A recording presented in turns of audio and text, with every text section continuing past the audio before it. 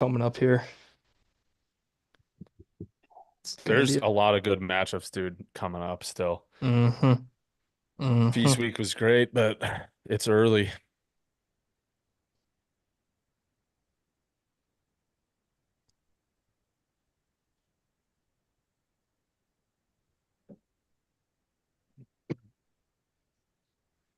All right, we are live Okay. in three, two, one. Hello, friends. Welcome back to another episode of Full Court Man, a college basketball hosted by Cap and Cam, and I am here with my two co-hosts, Don't Bet Bad Clubs and Lordy. We are in the midst, right smack dab in the middle of Feast Week, and Feast Week has lived up to its name, certainly. And we want to wish everybody who's joining us a happy Thanksgiving. It's been a great week of basketball, and I got to know how you guys are feeling with this amount of hoops on. I got to tell you first how I'm feeling. That listen, I've been watching hoops for the past two nights. Obviously, haven't been able to watch during the day because of work activities, but prior commitments, some may say. But it's hard to pay attention to three, four, sometimes five games at once. My attention span is having a little trouble doing that. How are you guys doing though? Johnny, how are you? I'm doing fantastic. My Louisville Cardinals boat raced Indiana today. I've been extremely unproductive at work, especially today. I spent most of the day watching college basketball. But my Louisville Cardinals look ripe and ready this year. They're young and hungry, and they absolutely dominated the number 15th ranked team in the nation. Yeah, but they're not deserving of that 15th rank. They stink. They haven't lost yet this year. I mean, look at their roster. Omar, they got everybody. Mike Okay, no, I Woodson. I know. I'm just a little disappointed in this Indiana, this Hoosier club. I expected more out of them. Lordy, how you doing? I'm doing great. Like you said, there's a ton of hoops going on all day. There's nothing better than getting to work and not pulling up ESPN and not capping games and not putting in plays midday and tracking them. It's good to be a hardworking citizen and just focusing on doing your job. And That's um, right. yeah, That's right. that's kind of been my focus this week. So I haven't been extremely tuned in. How about you, Cam? What are you thinking about? Like I said, dude, yeah, you're right. You're right. Haven't been locked in, just no. This has been an epic feast week, and we absolutely got to get into it. I can't wait to hear your guys' thoughts on some of the action that's gone down. I mean, it's been better than I could have anticipated. I just wish I could have watched more basketball, much to the chagrin of my friends and family, probably, because if it were up to me, well, I actually I don't know. There's not a not what's the slate look like tomorrow? It's Is a it? decent it's a I mean, decent is slate. it? But is it, miss your family Thanksgiving slate, or is It's a it? little lighter on the marquee matchups for sure. Yeah. I mean, Yeah, there's still it's still going to be there's still tough. probably some good action there. Yeah. Of course. If you don't think I'm going to be in the Uh, corner of a bar somewhere tonight capping some of these mid-major games, then you're wrong. that's right. That's right. And I hope our listeners are doing that as well. Yeah, but I was just thinking, tomorrow as far as the Thanksgiving slate, if because the NFL slate's not that great. Maybe there was some hoops on, but yeah, much to the chagrin of my friends and family, I've been pretty locked into ball the last couple of nights, and I can't complain one bit about it. It's been absolutely solid. Let's get into our episode. Um, and we got a lot here. We got a lot here. We got a lot on the docket, a lot to get to. First, I want to start off with your guys' thoughts. We've seen some great teams play over the course of this week, and obviously we're still only in November, but I want to get your take on who you think is the best team in college basketball right now. Don't bet bad clubs. I'll kick it over to you. I think it really comes down to two teams. I like both teams. I think they're both respectable answers, but I'm going to go with the Kansas Jayhawks. Listen, this team is as deep of a team as there is in the nation. Zeke Mayo really brings a different Yes. dynamic to that team. Dajuan Harris he really thrives with like another guard that can score. And then you got Hunter Dickinson, who's the bunny merchant. And they're well coached. I mean, Bill Self's, I mean, it goes without saying, but I felt like last year, like, it goes kind of forgotten this year because last year he didn't have a deep team and he kind of had to work with what he had, and we all knew they were pretenders, but this year's different. So I'm gonna go with the Kansas Jayhawks. What do you mean by bunny merchant? Is that when you push your foot against another man's forehead? Mm. Well, yeah, I mean he's a jerk. I mean we all know that. No, listen, Hunter, he fills up the stat sheet. I get it. I will give him a little credit. He's playing a little bit better defense, but he sits in the paint. He camps in the paint and he just shoots bunnies. He's the bunny merchant. Yeah. What did you think of the foul though? Do you think he deserved to get tossed? Definitely, Yeah, definitely. There was intention there. you can't be kicking guys in the head in a basketball game. I mean, All right. Lordy, what do you think? Who's the best team in college basketball right now?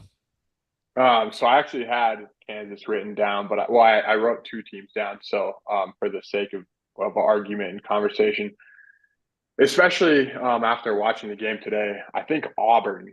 You have to talk Yeah. about them. Obviously, it's like the trendy pick. They just won Maui. We were sort of going back and forth about this pre-show, but their stock is probably as high as it's been. I get it, but I mean, this team. I think last year.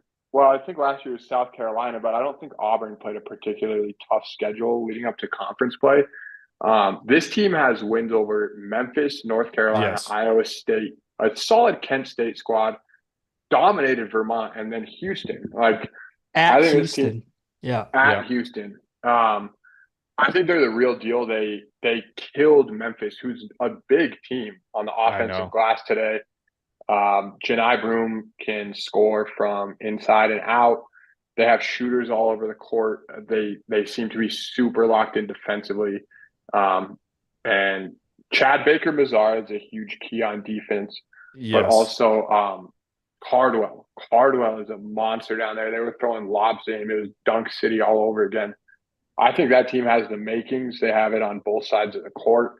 Um, it's going to be hard. It's hard for me to picture another team taking them out, but obviously crazy things happen. Yeah, I gotta agree with you, Lordy. I think the Auburn Tigers are the best team in college basketball right now, and like you mentioned, it is the trendy pick. They just won Maui, and we've seen it before. I think we talked about it last show. It's early. It's Maui. A lot of teams that win Maui, we have this overreaction to them and say they're probably one of the best teams in college, and then they end up sputtering out or having some difficulties down the stretch. But what impressed me most with this Auburn team was they just never let up. They never took their foot off the gas. They didn't look tired at all today, which you would possibly expect from a team that's played consistently against great competition over the past few days. And that proves to me that this is the sort of team that can go out and win tournament games and make runs. I love Janai Broom. He's a legitimate player of the year candidate. Um, I think they just take it to you. The physicality, the defense, it's rock solid. I'm a big believer in this Auburn Tiger Club. And the thing about it is, you mentioned all the games that they've played to this point against tough teams. They have more coming up. I think they play Purdue still. They Yeah. play Duke, I believe, and they play Texas. I mean, they're testing themselves. Yeah. Bruce Pearl was talking about it, and he said they want to test themselves in the non-conference so that they can be ready to go. And I think that's a great thing to do. We'll see how that works out come conference play because they might get a little tired legs. I shouldn't have said Texas in there because that's obviously a conference matchup. But I think Yeah. actually it's one of those things where it was a non-conference schedule before Oh, Texas joined the sure. conference. Sure. Oh, so it Anyways, doesn't count actually. yeah, right. Is We it had a like couple of those. football?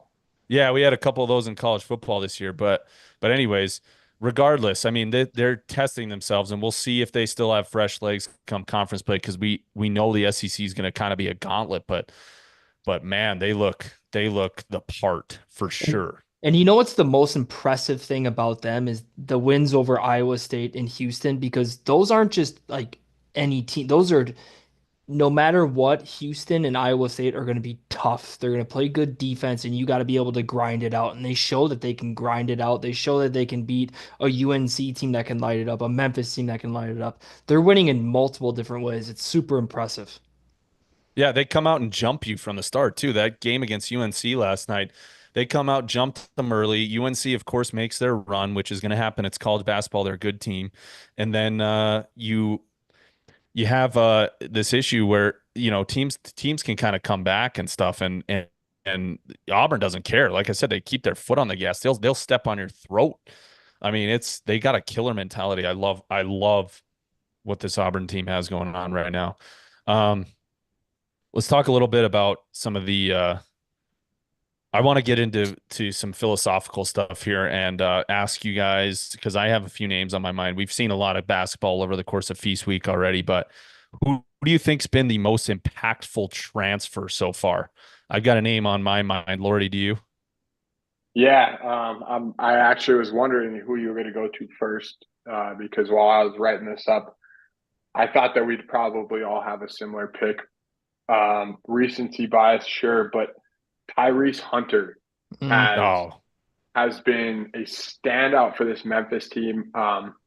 He feels to me like the leadership that was missing from the team last year. Like David Jones led him in scoring last year. He was really good, but I never thought he was kind of like I never saw him as the type of guy to handle the ball in like game time situations.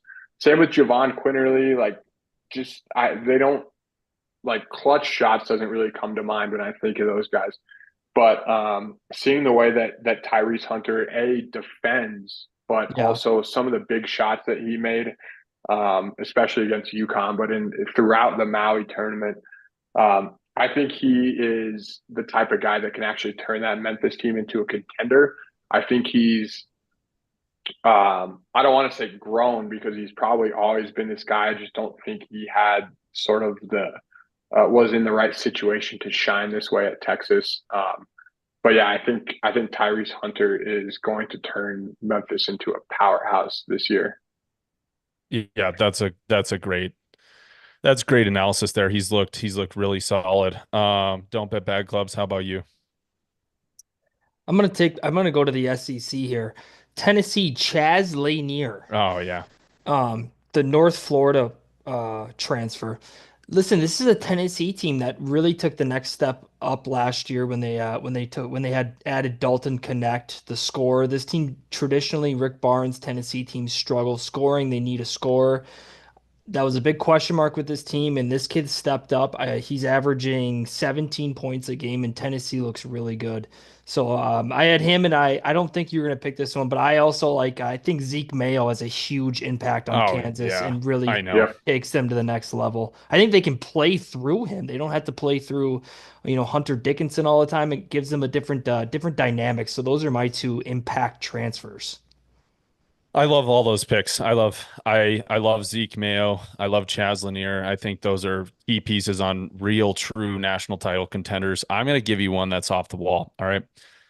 This Wisconsin club is 7-0. I know nobody Mhm. wants to particularly talk about that right now, but John Tanji, Yeah. Yeah.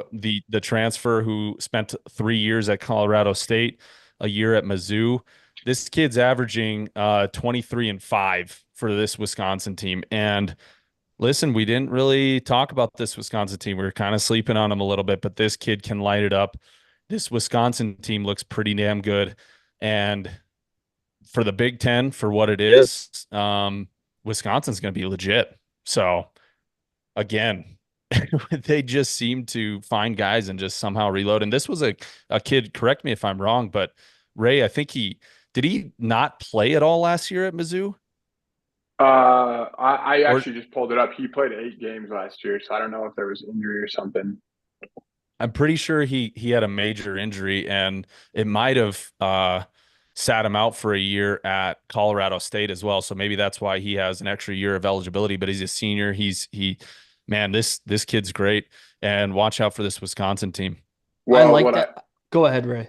what I thought you were going to say, Cam, and this is, you probably only get this type of stuff if you're following the Lobos closely, like we are. But John Tanji committed to UNM, Damn. and then he withdrew his commitment and went to Wisconsin. And at the time, I was like, okay, whatever. Like, sure. I mean, he only played 8 games, but he averaged 2.6 points at Mizzou, 14.6 at Colorado State the year before. Like, he struck me as a role player, like no big deal. But yeah, he's found a home at Wisconsin and he's going off this year. Yeah, he might not keep up this level of play, but as of right now, it's legit, and they're competing against legit teams. They beat Arizona at home. They went to that neutral site somewhere in the middle of West Virginia and knocked off a Pitt team who was undefeated as well. So yeah, Wisconsin's looking pretty solid. Let's shift. Let's shift a little bit and talk about some mid-major clubs. Who do you think was the most impressive mid-major this past week? Don't bet bad clubs. Do you have one on mind? I mean, I think you have to say Dayton. I think Dayton's competed Yeah, at Maui. They played really good. They played good defensively. Posh Alexander coming off the bench is it's good for this team. I'm gonna give a team just off the cuff here that impressed me. Kennesaw State. yeah. Now, they were not on my radar. They might have been on other people's radar, but they beat the brakes. They didn't beat the brakes, but they really took it to Ruck. I mean, they beat the They crap out of did. Rutgers. They They really did. did. Yeah. And they have two freshmen that are really good. They're super young.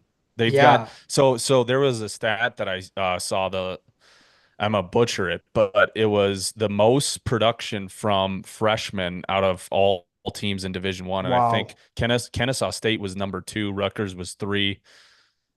I can't recall who number one was, but anyways, yeah, they're doing it with reliable young kids.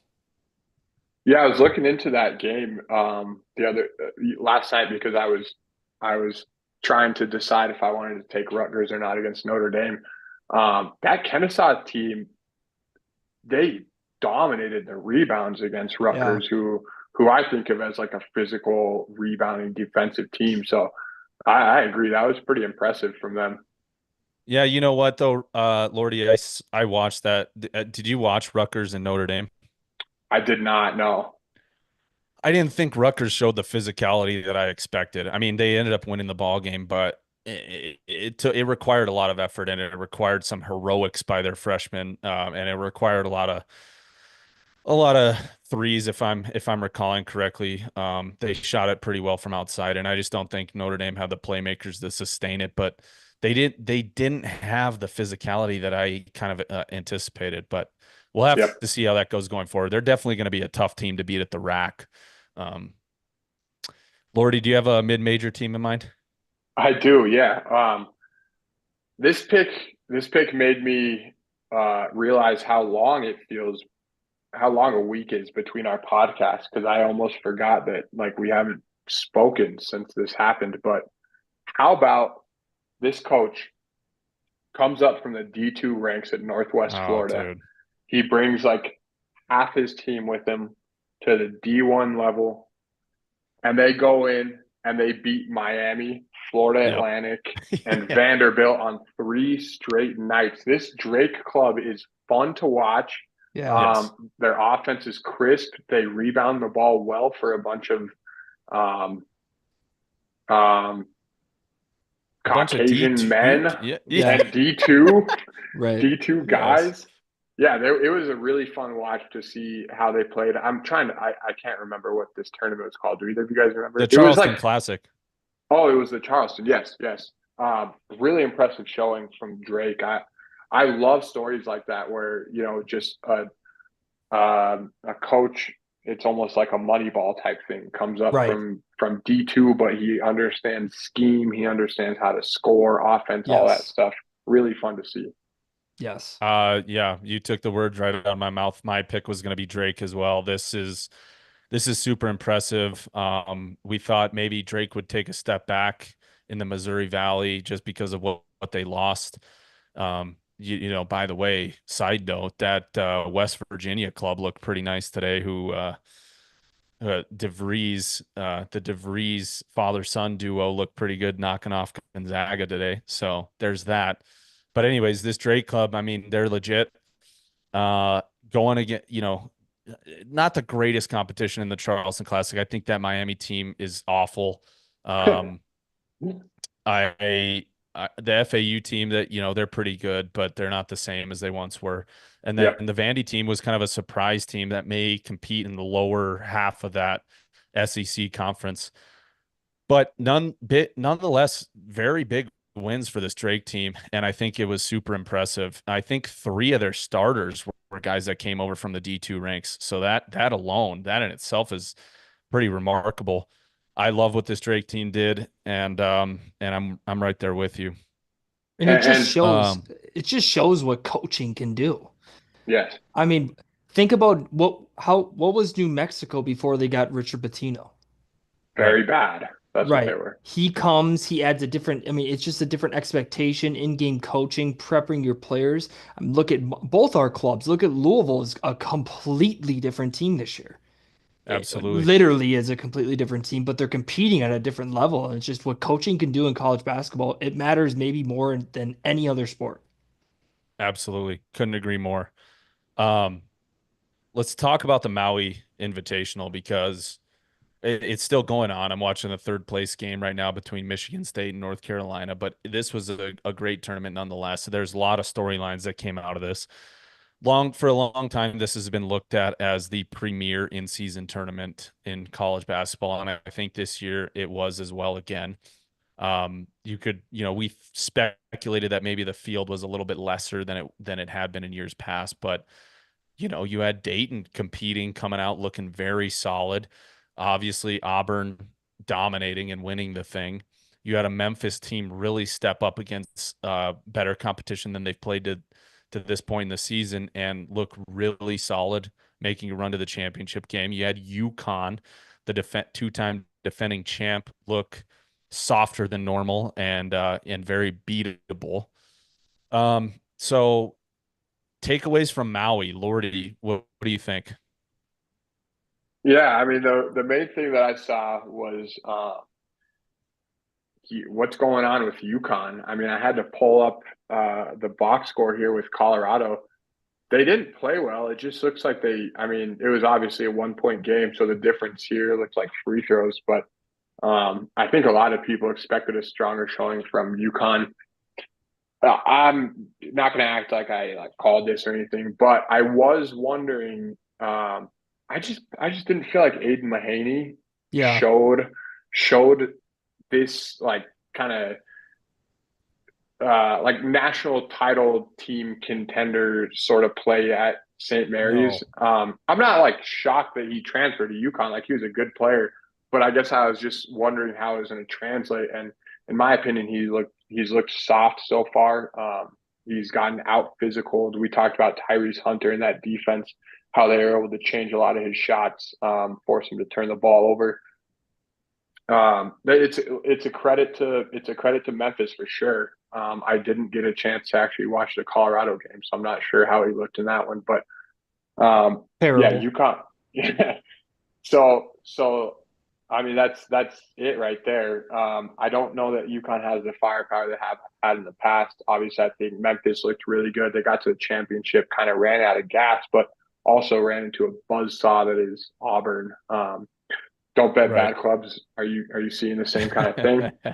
Yeah, no, totally. I mean, like you said, like I don't want to people that are like ripping on UConn. It's like, well, what did you think they were going to be? Like if you didn't do your research, I guess that's what you would think, but this team before the season started clearly was not as talented as it was last year.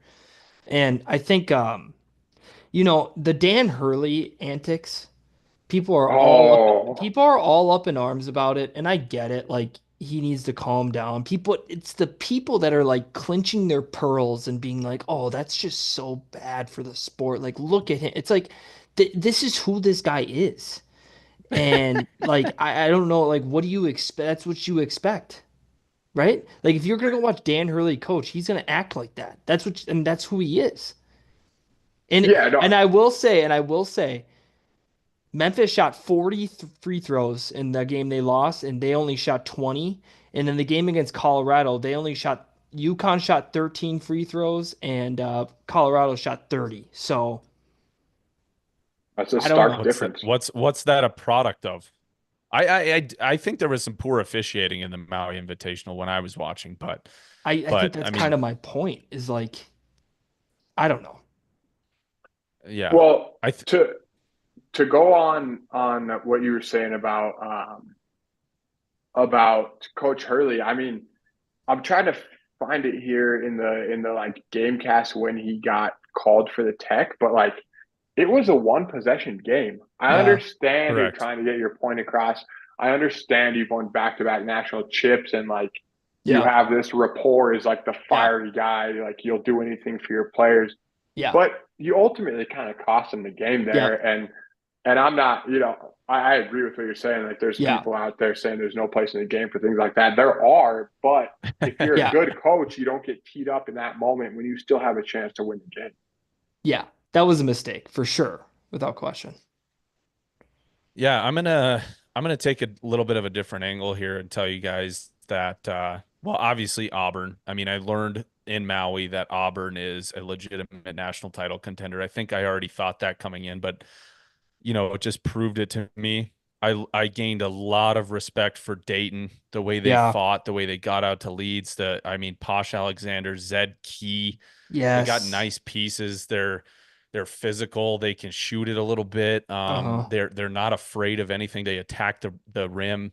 I think they're going to be a really solid team. And I was sleeping on them a little bit. Hmm. I gained some more respect for Michigan State, who looks like they've jumped out to an early lead here against UNC.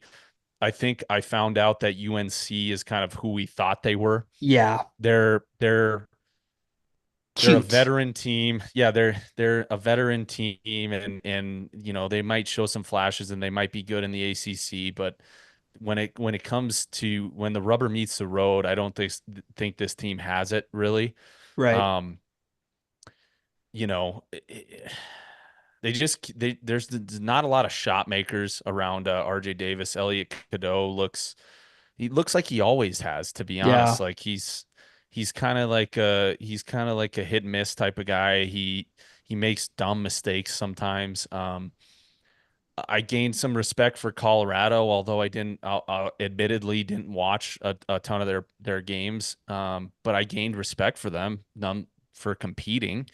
You know what I mean? Because if I looked at the field and said who's the worst team in this field, it was easily Colorado. Yes. Right. Um, and Dayton, to Right. be quite frank. I didn't think Dayton had a chance. Yeah. But despite the losses, I gained a ton of respect for Dayton and Memphis. Obviously, this Memphis club is everything that they hoped to be. Maybe Penny Hardaway's finally found it with this team. I think this is by far the best team he's had. There's great players across the board in Memphis right now. So Have you guys noticed? And I think there's other content out there about this, but the rims at the Lahaina Civic Center, man, Always. Yes. holy cow! I'm seeing 3 pointers dude, rolling those from the things corner. It's insane. That's how it should be those things always. Yeah, It rules. dude, the overs were smacking in Maui. Yeah. People were yeah. just everything Yeah. was going down. And we talked about the unders in the MTEs last week, but Correct. I think Maui's kind of an outlier to that. Yes, I Yes. agree. Yes. I agree. That thing was flexing like a old school Easton stealth. The rim, dude. Yeah.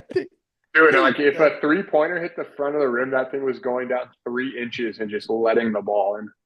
Yeah, It and I think if rules. I'm correct, I think free throw percentages were insane in Maui too. I mean, it could just be that teams were pretty good at free throw shooting, but I mean, everybody was shooting pretty good from the line, other Right. than Yeah. I think UNC last night, but which is strange because UNC is normally a really good free throw shooting club. I think they led the league in free throw shooting percentage last year, but yeah, I mean, Definitely some bouncy rims in Maui. But you know what? Auburn didn't even have to rely on that. Sure, they were hitting No, threes, but like No. Janai no. Broom, you just feed it to them. They're going down low. They're physical. They're getting to the rim. It's Right. yeah, yeah. Um, A lot of storylines.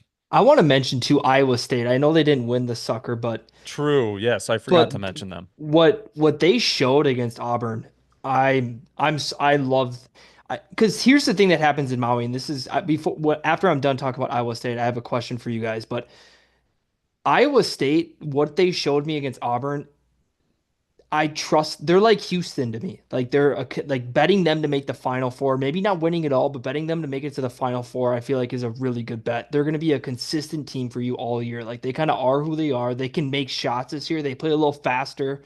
Um, I'm really impressed by Iowa State. Yeah. I And then hate this.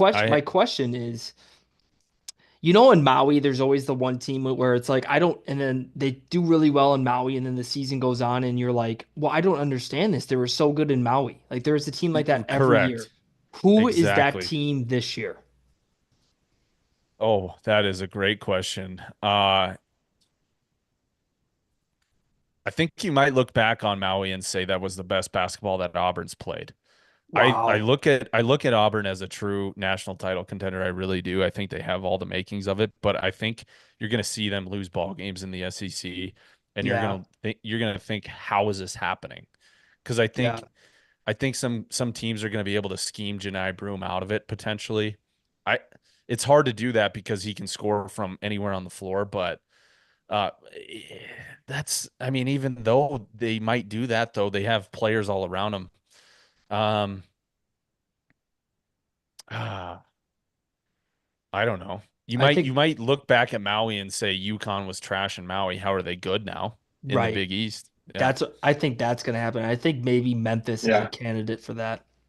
Yeah, I was gonna say Memphis as far as like the what team kind of overperformed. Yeah. Memphis seems to me like, this isn't a bad thing, but those guys are kind of like spotlight guys. Like I feel like Yes. PJ Haggerty has been like waiting for the spotlight. He's a Tulsa transfer. Tyrese Hunter, he wasn't the guy at Texas, but like probably knew that he deserved that kind of shine. Um, I feel like just having, you're the main stage, you get to go up against the best of the best, probably brought the best out of those guys. I definitely see a couple like clunkers in conference play where they lose to like a Charlotte or they lose to like a USF, something like that. You know what I mean? Yes. Yeah, When they have definitely. to go to North Texas and Yeah, they're 2.5 point Oh yeah, underdogs, and you're absolutely. like, well, they look so good in Maui, so and then they get smacked by North Texas. correct. Yeah, I feel like Dayton could be the The same coaching. way too. Yeah, it'll be interesting to Yeah. see. All right, let's go to our mailbag. Mm. We got some listeners who tuned in and put up some questions for us to answer here, and so we have a few mailbag questions to tackle. And the first one is from, it looks like Denny in Bowling Green, Kentucky. And the subject line is, are illicit drugs legal in Hawaii? Illicit drugs legal. That sounds like a contradiction already. So I don't know how much credibility this guy has. He Okay, says, I, okay, what did you can have we something? maybe yeah? What exactly would entitle an illicit drug? Well, I it I just asked. Yeah. it looks like he gets into that. So Okay. he says, I don't watch a lot of college basketball, but I wanted to watch UConn play in Maui because I know they're the defending champs. I am now more confused than I was going in, and I have a few questions. Number one, what the hell is wrong with Dan Hurley? Why is he so pissed off? To me, it appears he is under the influence of hard drugs. Based on symptoms I am seeing, included but not limited to extreme aggression and expressive anger outbursts, I believe it to be one or more of the following: methamphetamine, crack cocaine, or dextromorphine. but I'm no doctor. I don't even know what dextromorphine is, but I guess that's a good reference there. I'm not too sure. He says, my question is this: do you think that he is okay? The first thing that came to my mind when I heard the start of this question was, how is this not about Bill Walton? Um, shout Yes. shout out Bill Walton. They did a tribute to him on the broadcast. That guy was on some stuff for sure. He was Yeah. on the Oh junk. yeah. Um, Great man. yeah, great man. We love Bill Walton. Keep things weird. Keep college basketball weird. Uh, Dan Hurley is maybe just, he might be like sniffing his own piss or something. I don't know. He Yeah. I think the titles are getting to him. Some say success is a drug. That might be the drug that he's addicted to the most. That's actually a really good point, because what if they struggle for a good stretch of the season and he just doesn't know how to handle a team that's going through it a little bit? he's going through That's withdrawals. yeah, that's fair. Listen, Dan Hurley's, is he okay? No, he's not okay. He's not okay right now. I mean, he's the type of guy that he's not going to sleep for weeks after this Correct. performance. This is losing is very bad for Dan Hurley. It's bad for just his entire personality, I'm sure.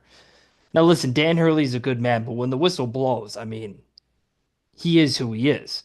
You just won back-to-back national titles. You played damn near perfect basketball in the NCAA tournament, and then you lose to Dayton in Maui. Colorado Memphis, and Yeah, Colorado. Colorado. That's what I said. Colorado. He won't be able to lose. It's just it's bad for, no, the answer is no, he's not okay. Yeah, I think that's probably fair. He goes on to ask. He said he has a few questions. So his second one is UConn bad? Are they a bad team? I'll leave that to don't bet bad clubs to answer.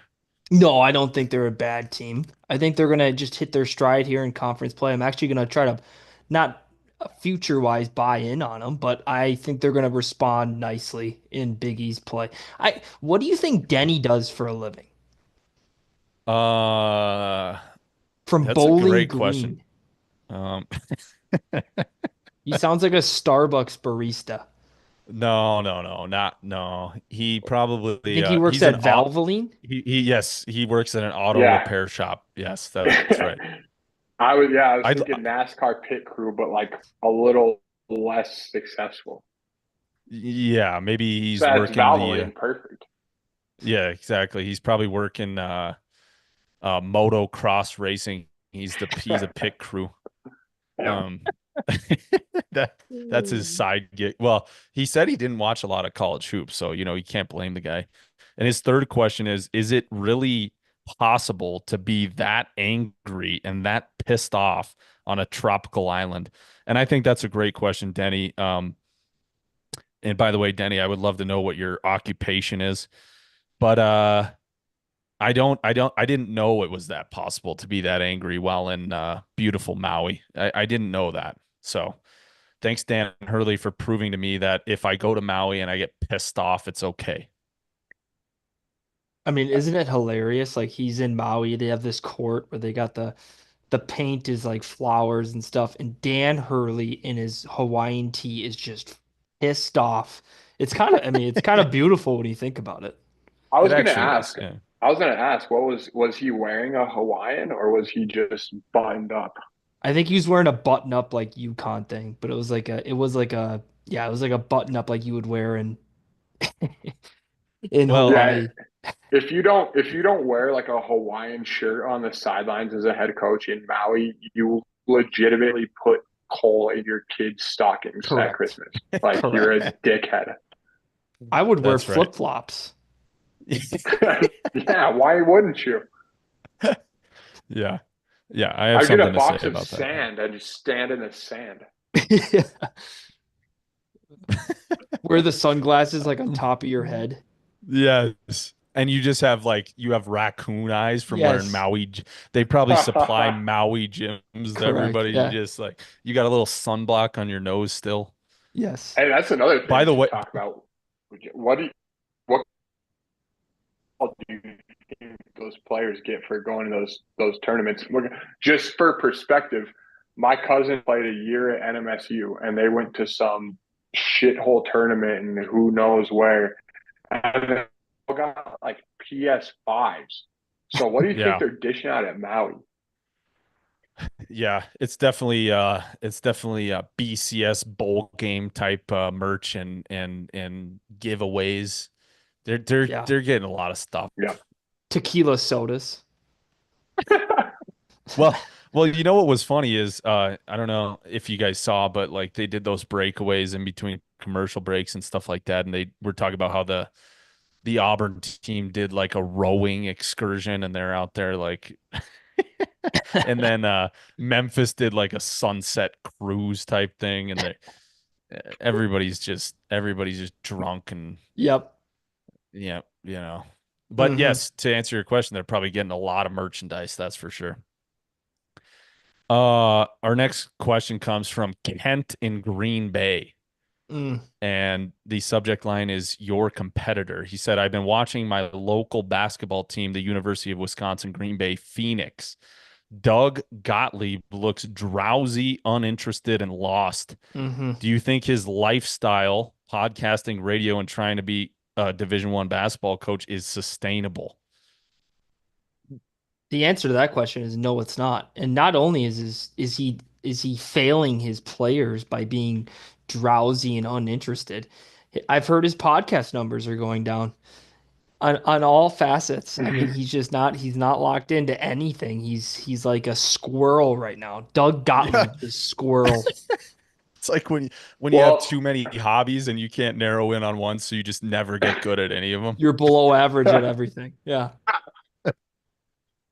I mean, it's like look at Hunter Dickinson, guys trying to podcast and play at the same time, and he's going off the True. rails. He's putting his heel through guys' fucking shin Right. bone.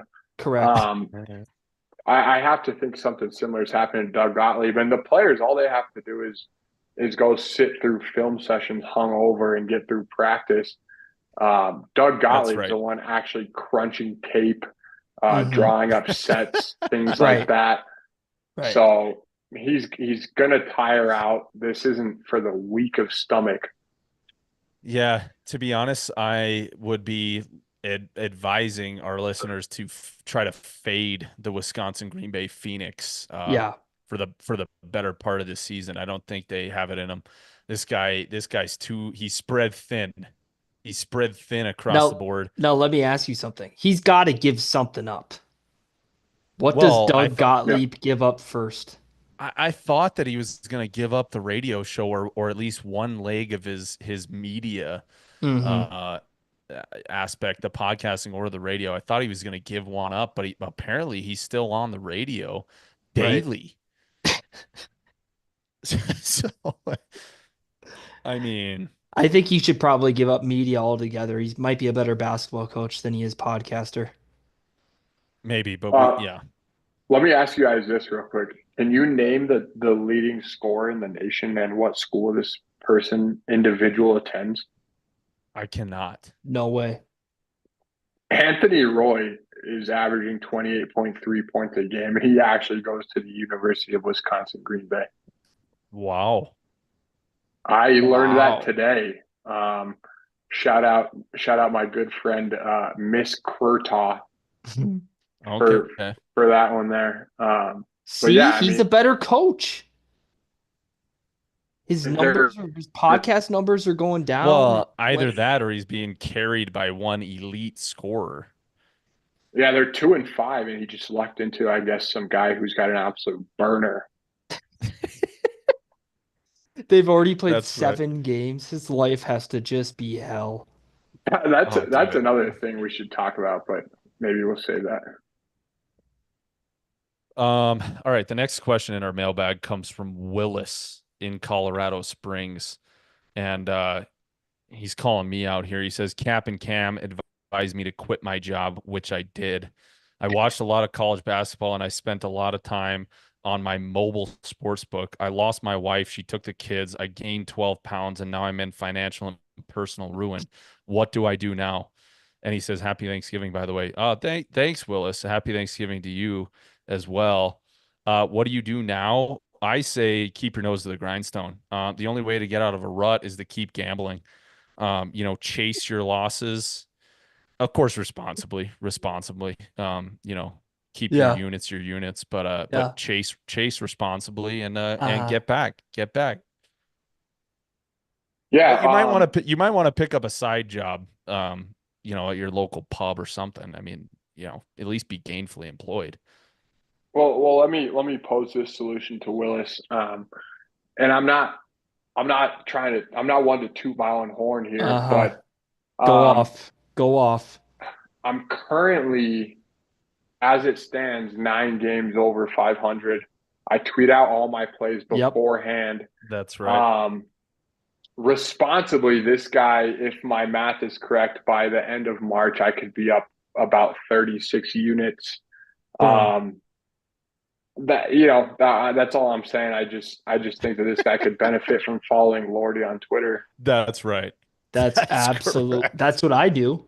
My You- mentions are a barren wasteland right now, but when I was going 0 of 7 last year, it was that's right. hey Right. That's Lordy, I right. can't Yeah. feed my kids, I can't buy a vape, and now I'm 9 games over 500 and I don't hear a And peep. it's crickets. Yeah. It's crickets. That's exactly what it is. That's the way it goes in this business. Yeah. Yeah. What I would Uh, advise this guy to do is go down to your local pub, ask if they need a bar back. If that doesn't work, go to Lowe's, win a bet with Lordy, go to Lowe's, buy a hammer and show up to a job site. You'll get a job. And you can work like a piece of crap and you'll be employed for a while. While doing that, you also have two jobs. You have your alerts on of Lordy and then you win bets. It's not a bad that's way to right. make a living. That's Yeah. right. Yeah. I couldn't agree more. Um, last mailbag question here. Gene in Omaha. He says, the SEC seems like the best league in the country. What team from the lower half of the conference has impressed you the most? All right, good question, Gene. Finally, we get to talk some real hoops here, not drugs and quitting your job. Right. Um, you guys have any thoughts? Lower portion of the. I mean, I guess that assumes like who was projected to finish in the lower half. Um, Off the top of my head, I'm thinking Vanderbilt. They came out a Yeah. lot hotter than I expected at all. I think this league obviously is super deep, and you're going to see it a lot this year. There's going to be some really good competition. Some of these teams in the bottom tier are going to compete, especially at home. Bad clubs. You got anything? I was gonna say Vanderbilt is too. I think trying to look here. Off the top of my head, that's pretty much it. I was pretty surprised with Oklahoma's win today against Providence. I had Oklahoma Yeah, as a bad team. I don't know how good Providence is, but I would say maybe Oklahoma or definitely Vandy. Lordy, Yeah, I'll go ahead and throw Georgia out there. I mean, the Georgia. Yeah, schedule is not anything. It's nothing to write home about, but some of the sharp money came in on them against Marquette. They didn't quite get there, but they battled, and they beat St. John's by 3 in their tournament, which I think was also in the Bahamas earlier this Hmm. week. Um, Georgia they look good. They look tough. They have size. This guy Cyril or like Kirill, I don't know what they're calling him on the broadcast. He's huge. He's a monster. Um, but I think this Georgia team has some serious talent. Uh, a, Santos Cyril, big man. Asa Noel, also big guy. They're going to surprise some teams in the SEC. That's kind of the like uh, projected bottom feeder I see standing out so far. Other than that, the only thing I will say about this conference, the Ole Miss Rebels are ranked 23rd. We went over this last year. This team is garbage. I'll be looking for spots to fade them. Stay tuned. This team is not good. Yeah, I kind of agree with that. I would say Mississippi State has outperformed to this point. They Yeah. look pretty solid. They can actually score the basketball. Normally, the Chris Chan's club, is prides himself Mhm. on defense. Um, as it currently stands, though, I mentioned Vanderbilt. I think George is a good look as well. As it currently stands, though, you got Texas and Texas A&M kind of middling and towards the bottom right now.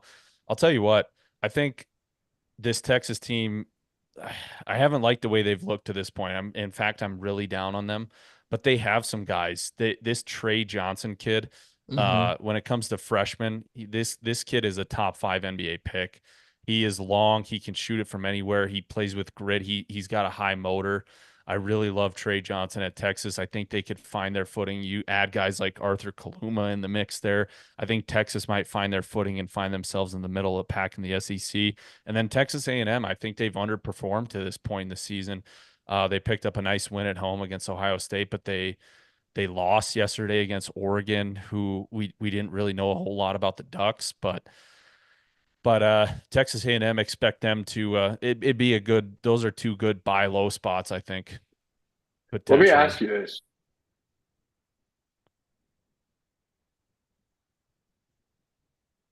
Did we lose them?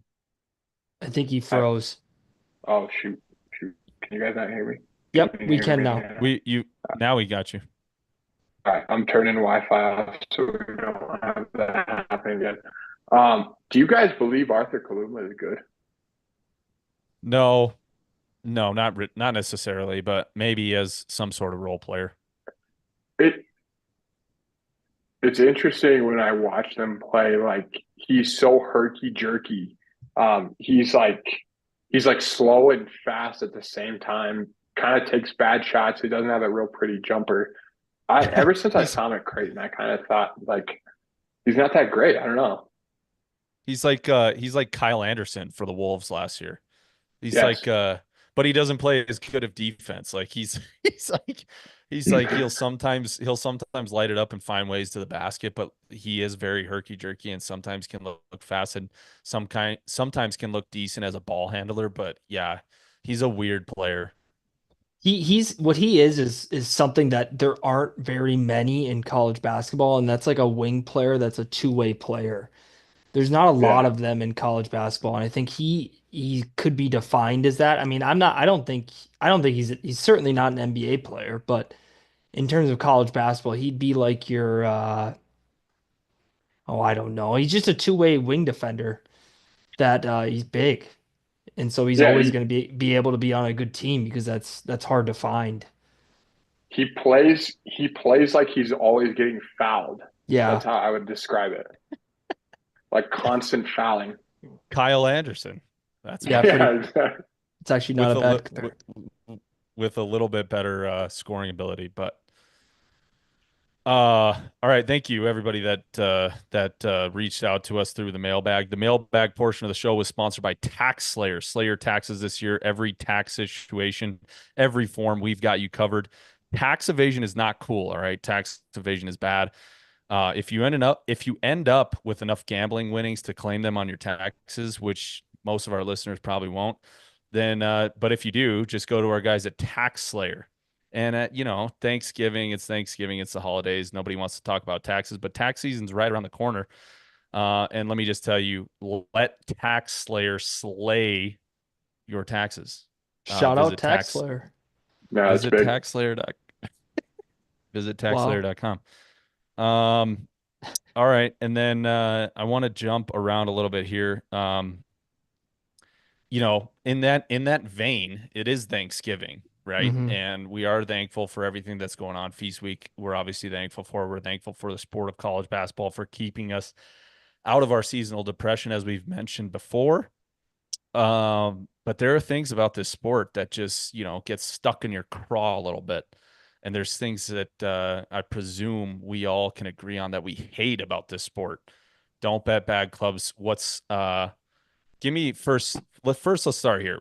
Give me one team that you hate in college basketball. One team I mean, I think it's pretty obvious. It's Kentucky. I absolutely despise Kentucky.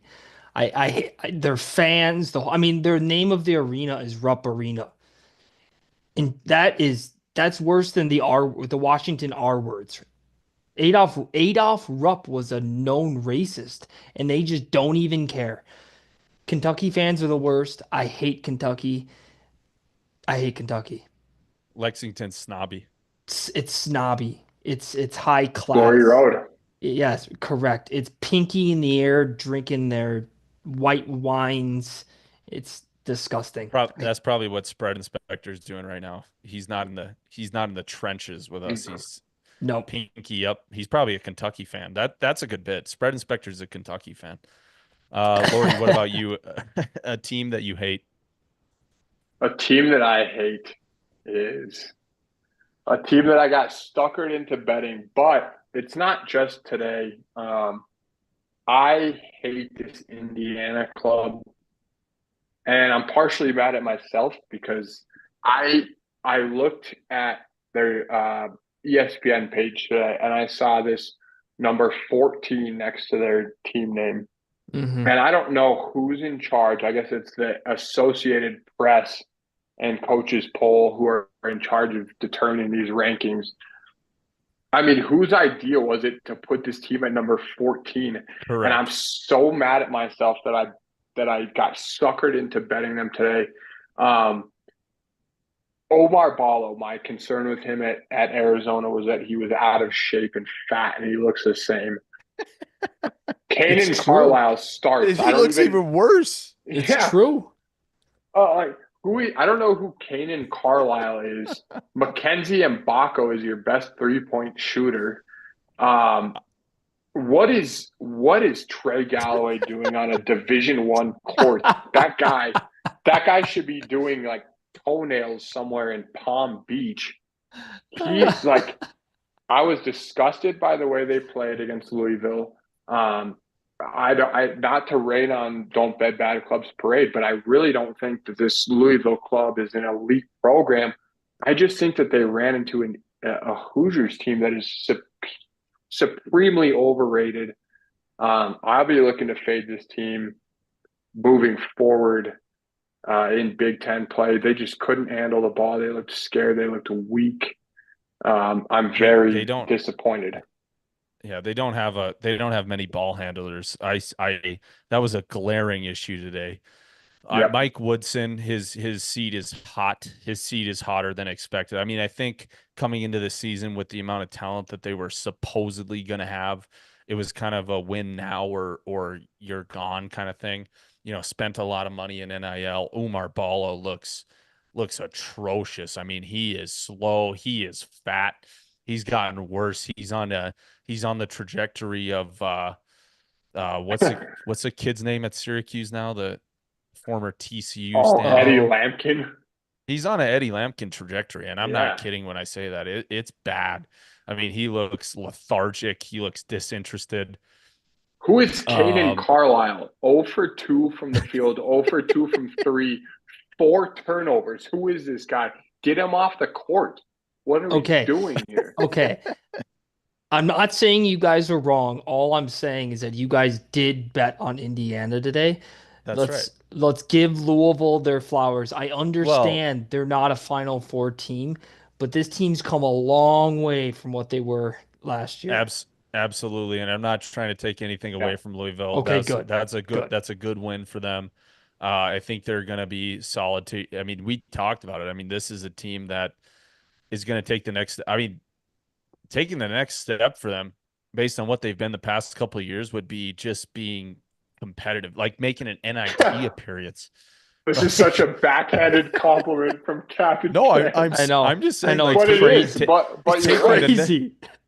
taking the next step would have been something like that. You know what I mean? But like they're a tournament team. Like they look like a Taking the tournament team. next taking the next step is above 500. I know. I thought he Yes. was gonna say. I thought he was gonna say like be a 9 seed, and he just pulls out NIT. It's like no. No, I mean, that's true, right? Like they didn't play any Yeah. postseason basketball the last couple of years, if I'm correct. I definitely overhyped them, but like being what you were last year, the last 2 seasons, like one of the worst teams, worst Power 5 teams in Division One basketball, to Now it's like this team looks like a tournament team. That's a huge step. Correct. Yeah, yeah. Absolutely. And again, I'm not taking anything away from them, but I had high I will. hopes for what was going to happen in Bloomington this year. I really did. Yeah, When Indiana is good, it's good for college basketball, right. but they look lost. Mike Woodson doesn't belong there. It's bad. He's going to be gone if this shit continues down the path that it's currently on.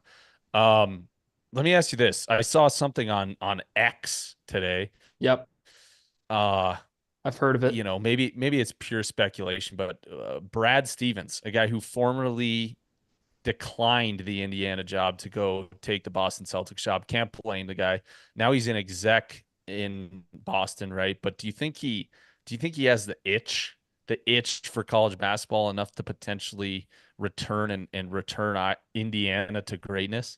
Or is there another name maybe? I mean, this shit's not working in Indiana right now, and it's Okay, bad. Bloomington's that would be the best thing for college basketball if Brad Stevens coached Indiana, but that's just Indiana propaganda. Brad Stevens, yeah. dude, he's flying around in private jets. He's kicking his feet up. He's living. He's at the peak of college. Why would he go to India? It's not happening. I don't think. Probably not. Probably not. They could use a guy like Jay Wright, maybe Ooh. somebody like that. I don't know. Maybe broadcaster gets old. I don't know. I'm trying to think even who takes that job. Dan Hurley? I Hmm. No well, way. Is that better than UConn? That can't be better than It's pretty. UConn. Yeah, it's kind of a parallel I step. mean yeah, I don't know. It might be slightly better if you're Richard talking about Pitino? historics. What about Would Nick Saban get the UNM logos into the tournament? Yes. Okay, that's all I needed to Yes. hear. Well, but seriously, what do you think about Richard Pitino going to Indiana? I don't think that would work. Mm, What he's about not. Dusty Yeah, May? Yeah, that fits he's the style. That fits the style. What about just Danny Sprinkle? no. Danny, the head coach of the Indiana Hoosiers, Danny Sprinkle? Come on. What about Steve Alford? He gets another crack at it at his Eh, alma mater. Oh mm, man, that's something I could picture actually. actually, yeah. Yeah, How do they not? How do you turn that down? that makes a lot of sense. Do you Hey, think he'd maybe. do yeah, I don't know if he'd do good there though. Then I you're don't know if then he you're stuck in a Scott Frost situation. correct. Yeah, I don't know. It's bad for college basketball though, the way Indiana is, and if they continue down this path, it's going to be a very disappointing season in Bloomington. And I had high hopes. I thought they might be back, but the guys that they brought in and the way that they've built this team around them, it's just not looking good at all in any form. So, how about this? What's one thing that pisses you? We might have a lot. I Hmm. I I have a lot of things here. What's one thing that Good. pisses you off in college basketball, Lordy? All right, I'm going to start with this. How on earth are you coming off the bench with your fucking shirt untucked? I listen. I'm not up to. I'm not with the times about fashion. And everything. I know kids these days are wearing baggy jeans again. Like jean coats Right. are back. Huge Yep. shirts. Yep. If you haven't played a second of basketball yet, no one has squatted in front of you, put their hand in your face and tried to defend a shot. How are you coming off the bench with your shirt untucked? It's just it's an ugly look. Sloppy. Sloppy, exactly. You look prone to turnovers, and you can call it what you want, but like if I see a guy come like shirt untucked onto the court, pants sagging just a hair, I'm like, all right, this guy's probably got raw athleticism, but probably no touch around the rim, can't shoot the three. If I see a guy come in buttoned up, like tucking his shirt in as he Yeah. runs off the bench, I'm thinking that guy's going to be in your grill for 90 feet of the Right. court. And if he gets a look on the wing, he's knocking it down. So button up and look the part. You don't see guys I coming off the Auburn bench shirt untucked. You don't see that. agreed. I couldn't agree more. It's a very bad. I'm watching Michigan and Xavier right now. There is one, two, three, four, five total guys out of maybe six total guys out of 10 that are currently on the floor that just have either partially or fully untucked jersey tops. That's a bad look. Yeah. And the ref is going to tell you to tuck it in. So, like, what are you trying to Well, fight? I don't think they do it but anymore. they don't tell them to anymore. I No. don't think so. And you know what? One thing about this though, your guy Donovan Dent, he doesn't tuck. I He goes untucked. Hey, listen, he daps up the referees after getting introduced with his shirt untucked, and I just don't get it. No, it's a great take. It's true too. You don't look Uh, faster. No, I don't know. no, it's disappointing is what it is. We you're didn't not grow up on it. scrapping underneath and boxing out if you come off the bench with your shirt Holy untucked. shiitake, my fault, fellas. No, you got to earn that. You got to earn getting your Yes, jersey pulled out of your shorts. correct. Yeah. I don't know. Maybe we're old heads for thinking We that. are, but it's kind of funny. Old man yells at cloud. I'm fine with that. Bad clubs. What's stuck in your craw?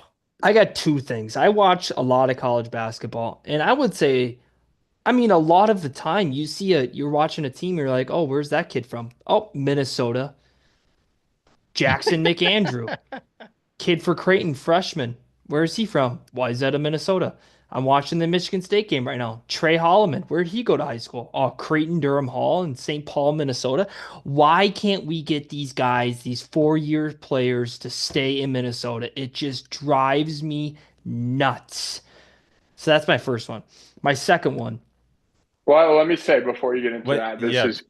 this is probably the least relatable issue I've ever heard because there's almost zero talent coming out of New Mexico. Yeah. Like the best player in New Mexico gets to like walk on to UNM and wear like a warm up jersey while they Okay. play. Yeah. But I'm not trying to poo poo on you. I think like there's obviously tons of talent in Minnesota. What are the Gophers doing? I don't know, dude. I don't get it. Well, I mean, there's so many big companies in Minnesota, Cargill, Best Buy, Target, 3M, the list goes on. And I don't understand. People raise money for less. There's legit player. I mean, they have two kids from Rochester, Minnesota playing for Utah. They're two best players. Utah's not a bad team. Those are 4-year players. How do you not get them to stay at Minnesota? Camden Heidi, he starts for Purdue. Why is that in Minnesota? Like, what are we doing? He's a 4-year player. My buddy JP McCura, he was that guy has to be a Gopher. He has to be. I don't care how Yeah. you do it. And I just don't, it's just so bad right now. It's just crazy. it's been going on since pre-NIL era too. It's Yeah. just I don't know what it is. I mean, Well, the Gophers. When we had Tubby, we had good in-state recruits. And Patino did too. Amir Coffey and Daniel Oturu, two NBA players. Gabe Kalsher was a perfect Yeah. 4-year player. I mean, those were Minnesota kids. Gabe Kalsher started at you at Mini. Yeah. Wow. Yeah. Yeah, I saw him walking around at Whole Foods once, but no, I wasn't at Whole Foods. Don't, you know. I But can't believe you just admitted that. I saw him walking at the Whole Foods in Uptown. It was hilarious. He was This wow. guy buys $30 oat milk. Yeah. Yeah. And then my All second right, one. well, My go second ahead. one. Yeah. If you're skinny and you're white, do not wear shorts that go halfway up your thigh. It's a bad look. It's one of the worst looks. The untucked shirt thing, this is mine. Stop it. Let them go in front of your kneecaps. It's fine. Nobody wants to see your skinny white thigh. It's disgusting. It makes me sick to my stomach. All right, I'll give you one. It's another old head take. I am displeased with the dying off of the suits era. Mm-hmm. Yeah. College basketball coaches should be wearing suits on the sidelines, and now we got guys in quarter zips and joggers all over the place. It's rare to see a guy wearing a suit, and that's unfortunate. Now look, the guys that are still doing it, great on them. And I know this take is never going to get across the finish line. We're never going to go back once we it's the cat's Yeah. out of the bag. Yep. Wearing a quarter zip and joggers is way more comfortable. I get it. And the same thing could be said for football. It happens in football as well too. It's done in football. Actually, there's nobody anymore that does it. But I mean, bring back the suits. Bring back the suits. You know who still wears a suit? Rick Rick Pitino. Pitino. Yep. Yeah. Yeah, He makes his whole coaching staff wear a suit. Does Mike Woodson wear a suit? I believe so. I So could be wrong. those might be the But only two left. And well, you have no. Buzz Nate Williams. Oates. Buzz Williams wears a full tux. That's true. Yeah. That's Listen, true. I'm dealing with an absolute a bout with sciatica that could go 8 rounds, and I could still get my undies I feel and for a you. pair of khakis on. Like, Yeah. these guys have to do better. Yeah, it's tough. It's too far gone at this point, but it is what it is. Shoot, I had one. Oh, the only excusable place to not wear a suit is Maui. Like we talked about before. Yes. Wear that Hawaiian shirt in Maui. Wear flip-flops for all I care in Maui. Yes. But wear a suit. Wear a suit, especially at your home court. What's Yes. with, I've been begging Ray. You got to be on the same page as me with this. Wear the red coat, Patino. Yes. Yes. That's a Lobo tradition, and he's never done it. It goes hand in hand with success at the program. You have to do it. Wait, I didn't know this. That's tradition for the Lobos coach to wear. Go look A at some a of cherry the marquee, cherry blazer. some of the marquee wins for the UNM program, and you'll probably see Steve Alford or Richie McKay donning the cherry vest or the cherry blazer. Oh. Yes. So good. Yeah, it's such an elite look, and I don't know why it's been abandoned, but Richard Pitino's been staunch about it. He's not going to do it. He could turn it into like his dad, where Rick Pitino wears the white suit. Correct. Like that one game where Rick Pitino comes out in the white suit. Like Richard could do the cherry sport. That would be slick. Correct. Yes, he could. He could and he should. Yeah, the other thing that's stuck in my craw is the last 3 minutes of any college basketball game, and it particularly comes down to it when it's under 2 minutes. You got the reviews, but under 3 minutes, there's just the timeouts, the delays, the reviews, everything about the last 3 minutes of a ball game is just, especially when you're a better. It's like, why can't I just go to bed? Why can't I just go to bed? This game should be over, but we got, the reviews are changing everything. It's like it's turned into the NFL. Yeah. Can't celebrate a big play anymore because we don't know what's going to happen.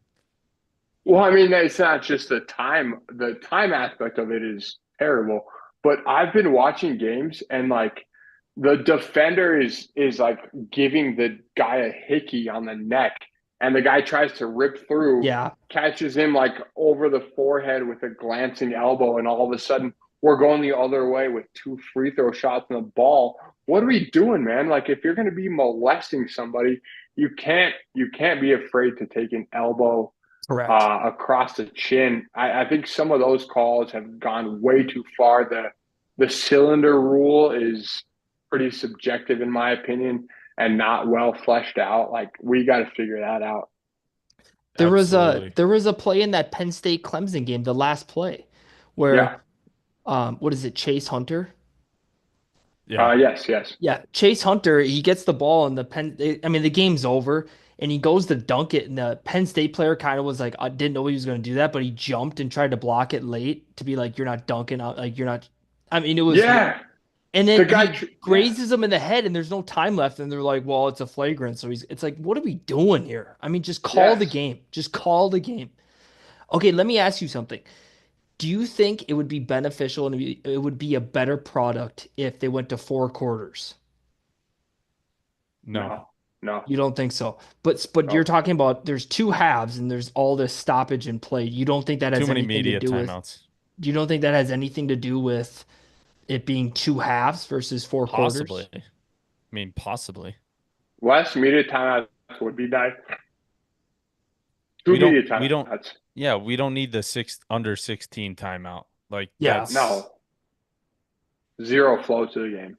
I actually am in the camp that four quarters would be a better product, but I understand why people like the two halves because it's just tradition. Do you have a take on the bonus situation? Like, what would the bonus situation be there? Why wouldn't it be Same? the same? Yeah, why wouldn't it be the same? Well, I think like NBA, like I think you get into the bonus like three Yeah, fouls into the quarter or something like sure. that, right? But yeah, I understand what you're saying, but I think there's still different rules in the NBA than there is the NCAA, so I don't see why it wouldn't just carry over. If I they also did think there court, should be six fouls, but yeah, I was just gonna say that. yeah, 6 fouls. yeah. if they did quarters instead of halves, and then did um, less media timeouts and bonus after five, I think that would be good. Yeah, I agree. Yeah, those are the things that are stuck in my craw a I little bit, know. but it's every year, it's a changing game, it's a changing environment. We gotta learn to live with it. At the end of the day, it's college hoops, so we can't complain too much. And in the spirit of Thanksgiving, like I said, we're thankful for everything that's going on, but those are a couple of things that we hate about the sport. I forgot to mention one last question. I believe it came in through the mailbag, but um, who would you let? What player in the NCAA would you allow to date your daughter? You guys Wow. got one off the top of your head? I I feel like do. I feel okay, go ahead, Ray. This guy Jackson McAndrew on Creighton. Yeah. Um, he's got the like super fluffy, like blonde hair. He looks like he uses product. He probably conditions twice a week. Um, real toothy smile. He looks like he would shake your hand and say, "Hi, sir. I'm Mr. McAndrew. I'm here to take your daughter out." He'd have her home on time. And the other thing, eventually you come to find out this guy plays for Creighton, and you're like, okay, let's see what this guy's all about. Let's see if he has some grit to him. You watch a couple Creighton games, and this guy doesn't step foot inside the 3 point line. He's standing around looking to jack threes. This Right. guy's not physical. He's No. not looking for any type of problems with your daughter. No. Whatever she says goes. This is the kind of guy that you want around at Thanksgiving. He's 6'10". That's great. He comes from Yeah, Wyzetta, so inevitably he comes from money. yes. Wyzetta, his dad is a hedge fund owner, I'm sure. Yeah, Jackson McAndrew, anytime you want, feel free to come to my doorstep. he's a he's a big wig at United Health. Yeah, Yes. exactly. Yeah, exactly. That's perfect. I was just watching Grant Nelson. Oh, okay. Let's have some. Let's hear it. Let's hear it then. Grant Nelson, he's got a mustache. He wears a Carhartt. Seems like a real man's man. Listen, Mm, when your daughter's going to work, the driveway's going to be plowed. He's a big Maybe. do-it-yourself guy. Yeah, I that's what ha- I have a little bit like my issue with that is the mustache to me says like I'm ready to party. I got the yeah, mustache. I'm here to play around. but that's just it. He seems like a guy, he's the mustache guy that's like, I want to drink a beer. And it's like, well, I want to drink a beer. Yeah. Okay. You walk a fine line. You walk a fine line there. Like, is that? Yeah. I think you're right. But the mustache can be, I'm here to party, but I'm going to treat your dad with respect. The mustache can also mean um, I'm an anything that idiot. anything that has a pulse. I'm going to take down tonight. Correct. Uh, I don't have one. I don't have one. Let me just let me Jackson just give you McAndrew was perfect. it Yeah, is, yes. Jackson McTank. Yeah, hit me up, man. I'll reserve your spot. All Uh right, let's move on. let me give you my mid-major top 10. Oh, yes. Coming in at number 10, the 7-0 Louisiana Tech Bulldogs. Number 9, the San Francisco Dons. They suffered a tough loss to Memphis, but they're my number Love one it. team. It doesn't matter. New Mexico's coming in at number 8. They got a big tilt tomorrow against Arizona State. We'll see what kind of piss and vinegar they've got. But obviously the Lobos look pretty solid to this point. Number 7, Utah State. Number 6, Furman goes on the road in a trap game against Seattle, wins. Lordy, I think you were on them. Yeah, I was. Number 5, Wazoo. Washington State, they're a mid-major now because they're in the WCC. So Washington State, I believe they're 6-1. They're a team to watch out for. Number 4, San Diego State. They got the big win against Creighton last night and or yesterday afternoon. And listen, for us to sleep on San Diego State, that was a bad Yeah, look by us. They're yeah. gonna play Yeah. defense and they're gonna be solid again under Brian Dutcher. Number And 3, the aforementioned Drake team wins the Charleston Classic. Number 2, Dayton. The Flyers looked great in Maui. And my number 1 team is Memphis. The Tigers look the part. Yeah. They're clearing away the number 1 team in mid-major basketball right now. certainly. Bad clubs. Saturday. What do Okay, we have on the board Okay. and what's What it I want looking like? what I want you guys to do before I do this is just on ESPN or whatever app, I want you to pull up the Saturday slate. Yeah, let me do that. Yeah, I want you to look at it and I want to depict the picture for you. Okay. So this Saturday slate reminds me a lot of a bar I would frequent after town ball games in the town of Hampton, Minnesota. Okay. This bar I would never go to unless it was after a baseball game. But wait. You just said you would frequent. Okay, only after town ball. Okay. Only after town ball. You listen, you go there and there's not many people in there. It's super dimly lit. Everybody that is in there is over 300 pounds and stares at you the entire time you're in there. All they sell is Heggie's Pizza, and the only thing to do with this bar is they have a shitty dartboard that doesn't even work.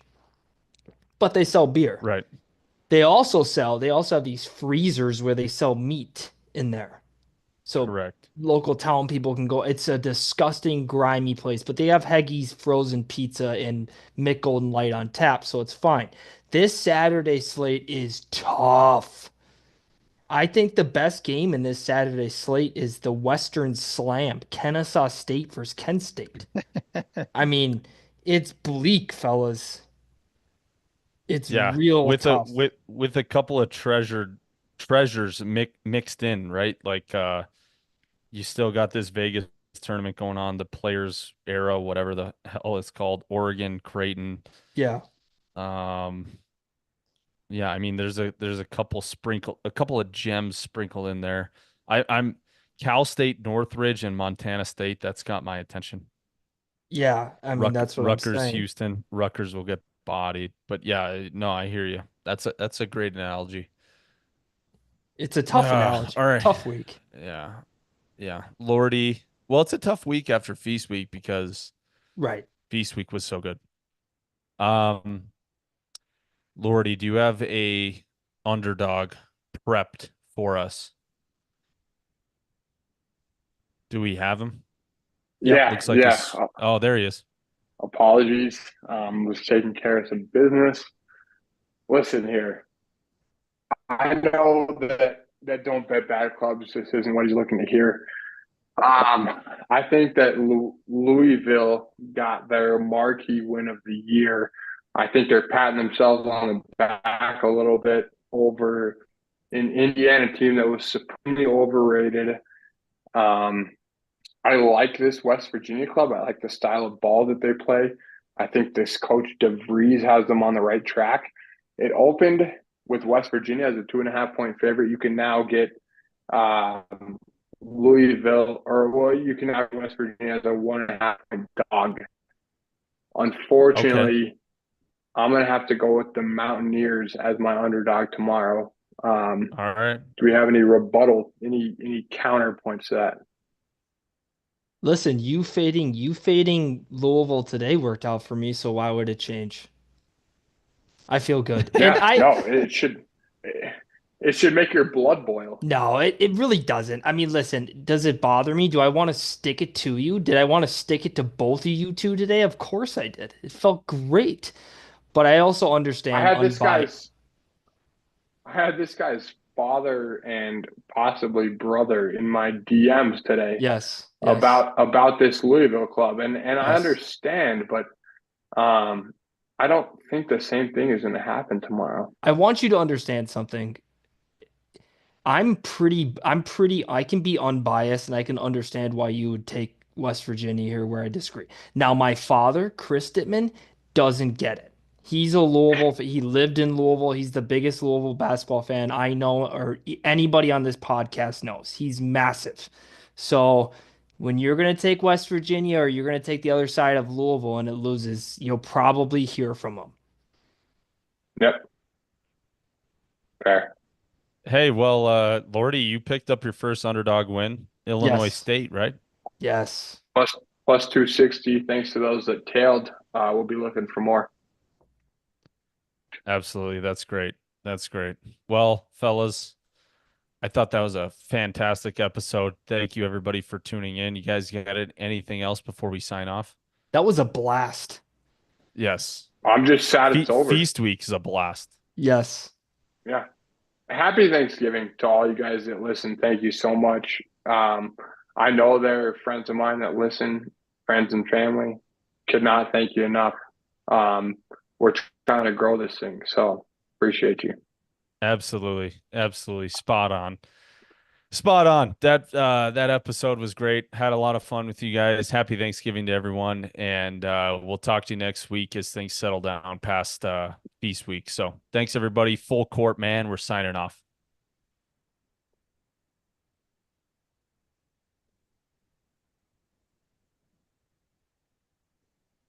Are you guys tossed?